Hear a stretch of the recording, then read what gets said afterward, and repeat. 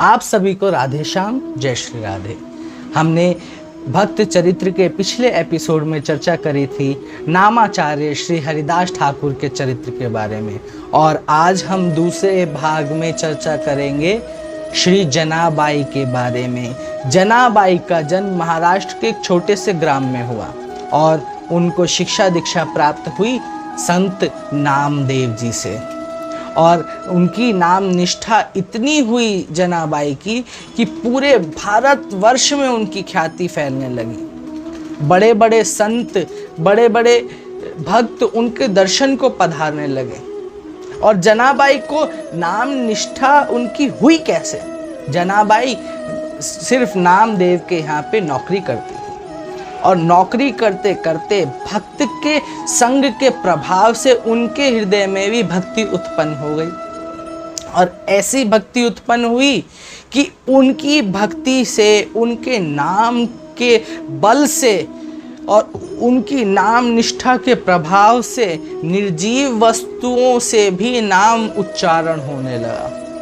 जनाबाई अंगूठा टेक, शास्त्र का कोई ज्ञान नहीं, किसी पुराण का कोई ज्ञान नहीं, वेद का कोई ज्ञान नहीं, बस एक ज्ञान कि उनके गुरु ने कहा कि जना तू सिर्फ विट्ठल विट्ठल भज, उसी से तेरा कल्याण हो जाएगा।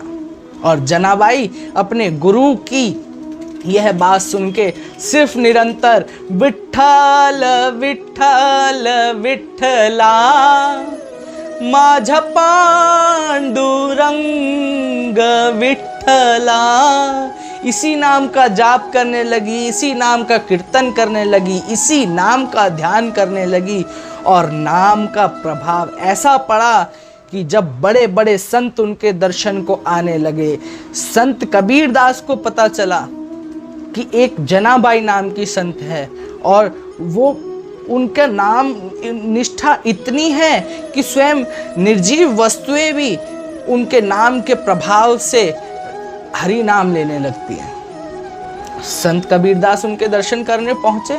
अब जब हम किसी संत के दर्शन करने जाएंगे तो हमारे मन में एक छवि होती है संत की, कि वो किसी कुटिया में बैठा होगा, हरि नाम ले रहा होगा, आसपास चेला चपाटा होगा, करताल बज रही होगी, मृदंग बज रहे होंगे, खूब नाम उच्चारण हो रहा होगा।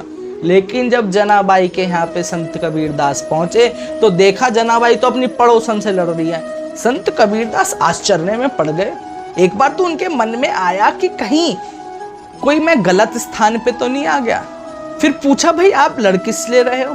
तो उन्होंने उत्तर दिया कि इसने मेरे उपले चुरा लिए।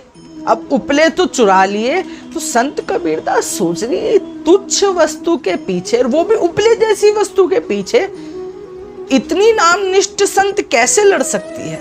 जरूर कुछ ना कुछ रहस्य अवश्य होगा। जनाबाई से उन्होंने कहा कि आओ मैं आपका समाधान कर देता हूं। अब वो तो बेचारी सीधी सादी महिला, उन्होंने कहा, भाई आप कौन होते हो हमारे बीच में पड़ने वाले? उन्होंने कहा कि मैं कबीरदास हूँ, और मैं श्री राम का अनन्य भक्त हूँ, और राम राम नाम लेते हुए आपके द्वार तक आपके दर्शन को आ पहुँचा हूँ। तो कबीरदास की बात सुनकर उन्होंने कहा कि इसने मेरे उपले चुरा लिए, अब फैसला आप करो। तो उन्होंने कहा कि भाई उपले जैसी निर्जीव वस्तु के लिए आप क्यों लड़ रहे हो? तो उन्होंने कहा, मेरे उपले कोई साधारण उपले नहीं है, एक बार इन उपलों में कान लगा के देखो, जो इसके उपले होंगे वो केवल उपले होंगे, और जो मेरे उपले होंगे और उन उपलों में से विठ्ठल विठ्ठल विठ्ठला माझा पांडुरंग विठ्ठला, स्वयं भगवान का नाम उच्चारण कर रहे होंगे मेरे उपले। आश्चर्यचकित हो गए कबीरदास, और जब उपले उठा के देखे, पहले उपले में से नाम नहीं आया। एक बार डाउट हुआ कि कहीं जनाबाई ऐसे ही तो नहीं मनगढ़ंत बात कह रही। लेकिन जब दूसरा उपला कान के लगाया तो चौंक गए, रोमांच हो उठा कबीर जी के, रोम रोम में रोमांच हो गया, पसीने पसीने हो गए, आंखों से अश्रु बहने लगे, हृदय में बस एक ही भाव, हे संत जनाबाई, आपके नाम की निष्ठा ने मेरे भी जीवन को पवित्र कर दिया। स्वयं एक उपले से नाम उच्चारण हो रहा था, विठ्ठल विठ्ठल विठ्ठल विठ्ठल। एक गोबर का उपला विठ्ठल विठ्ठल पुकार रहा था। संत कबीरदास जनाबाई के चरणों में पड़ गए। अब इस कथा से हमको दो चीज सीखने को मिलती है। एक तो नाम में कितना बल है।